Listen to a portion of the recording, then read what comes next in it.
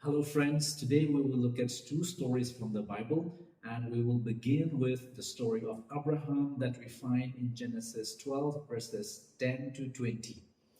God called Abraham from Ur, and so he came out from Ur and came to Haran, and then from Haran he came to Canaan.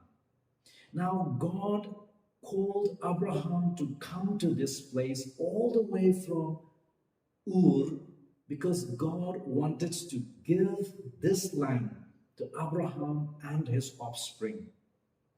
And Abraham obeyed and he left his people, he left all his properties behind and have come to this place that God had wanted him to come. But now, when he reached this place, as we read in verse 10, now there was a famine in the land. I want to begin by saying that Abraham was in the place where God wanted him to be. He obediently followed God from Ur all the way to Canaan. And now he is in the place where God wanted him to be. But his life was not without challenges. He faced difficulties in life. There was famine in the land.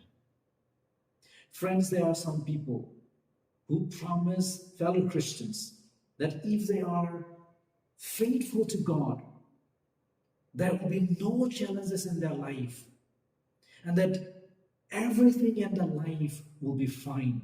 No. Look at Abraham and look at what he is facing right in the place that God called him to be. He obediently and faithfully followed God all the way from Ur to the land of Canaan. But when he came to Canaan, his life was not without challenge. He faced challenges. You see, God does not promise a life free from challenges and difficulties in this part of life. What God promises is that he will be with us and that he will not leave us when we go through these kinds of moments in our life. Now, because of this severe famine in the land of Canaan, Abraham and his wife had to go down to Egypt. And so they started going down to Egypt. But before they actually enter the land of Egypt, they have a small discussion between them. And so Abraham said to his wife, I know that you are a woman beautiful in appearance, and when the Egyptians see you, they will say, this is his wife.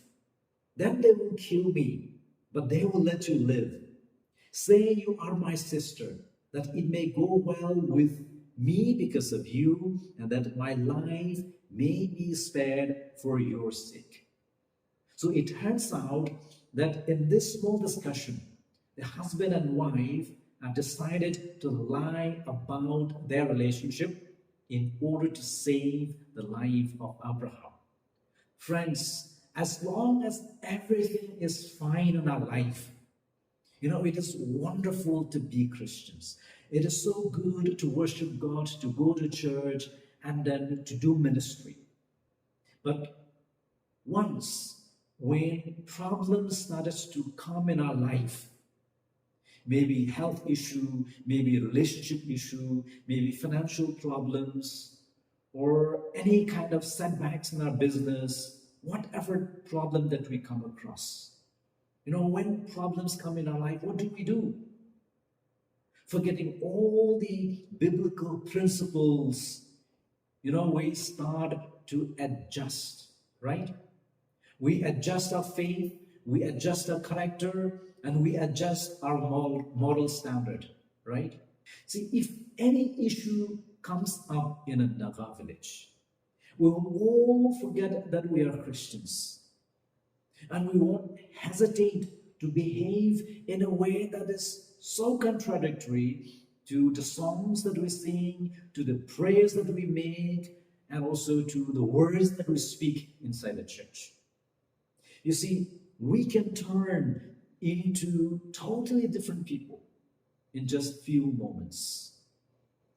Difficulties and challenges in life can really change us, even Christians.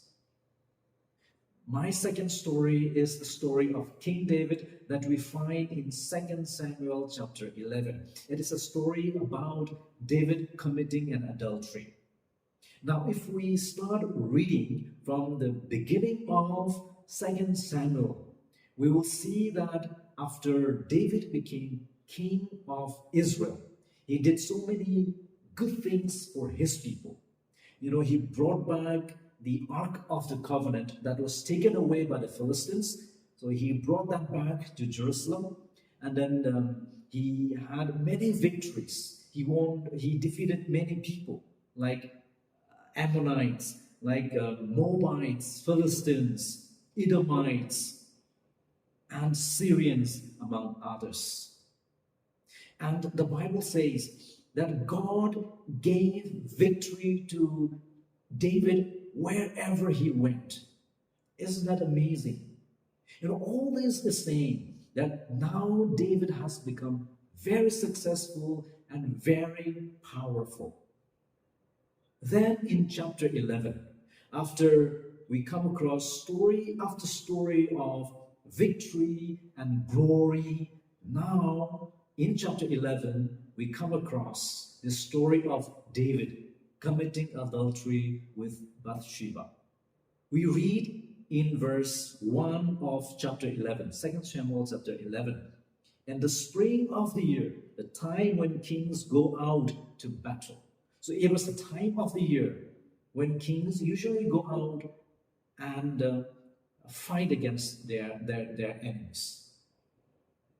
But this year, David just sent his army under the command of Joab, and he remained at Jerusalem. You see, he's a king. He can go out and fight whenever he wants. He can stay back and remain at his palace whenever he wants, right? He's the king. Who will say anything to him? And the king can peep around. And if he sees any beautiful woman, he can command that beautiful woman to be brought to him at once. It doesn't matter if the woman is somebody's wife. He's the king. He can sleep with whoever he likes. And if his secret sin is about to be known by the people, then he has to save his face, he has to save his honor, he has to save his throne.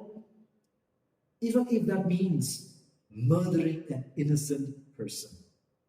What has become of David? He was the man whom God called a man after my own heart. What happened to him? What has happened is that now David has become powerful.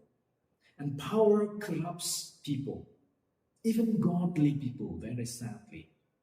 When people become successful, when people become rich, when people have the power in their hands, it is very easy for them to forget God and to become corrupt. And Christians are not exception in this. We have many examples of mega church pastors in different parts of the world who became corrupt and who became immoral and despotic. You see, power, success, and popularity can also really change people drastically. Friends, when people are in difficult moments in their life, like Abraham, the temptation for them is to compromise their faith, is to compromise their conviction, and to live adjusting according to the situation. And when people become powerful, when people become successful, there the temptation is to forget God and to abuse their power, their position, and their status. But what God demands from each one of us is to be faithful to Him at all times. in failure as well as in success, in good times as well as in bad times. Thank you, and may God bless you.